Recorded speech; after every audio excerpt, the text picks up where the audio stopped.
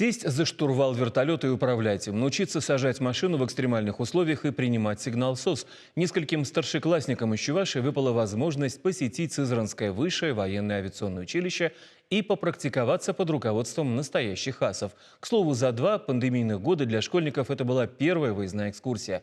Ее организовал региональный Минобр.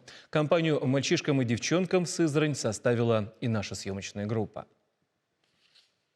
На часах 6 утра школьники готовы к поездке. Но прежде чем сесть в автобус, экскурсия по родному парку Победы и наставление тех, кто уже связал свою жизнь с военной авиацией. Это не просто выезд на экскурсию, это профильный, для того, чтобы вам показать непосредственно военное училище. Провести экскурсию в Высшем военном авиационном училище решили не случайно. Впереди у ребят поступление в вузы. Кто-то с профессией уже определился, некоторые до сих пор в сомнениях. Хочется, чтобы один раз и на всю жизнь, говорят старшеклассники. Кстати, чтобы поехать в Сызрань, школьники прошли сквозь суровое сито. Организаторы экскурсии вместе с преподавателями выбрали тех, у кого есть тяга к военной службе. Смотрели на успеваемость. Особое внимание обращали на оценки и знания по математике, физике и русскому языку. Без них в училище не поступить.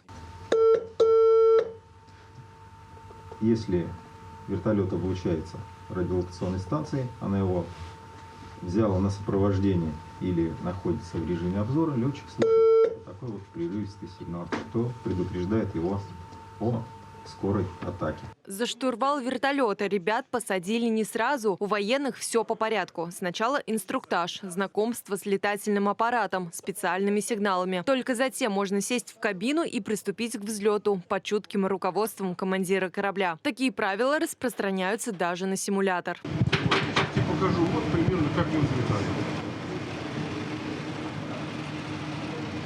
Сейчас увеличим скорость до 200 км в час. Здесь перед полетами отрабатывают практические первоначальные возможности по пилотированию вертолета. Это вот один тренажер ПТВ «Ансат». Кроме того, у нас представлены 5 тренажеров учебно-боевых вертолетов.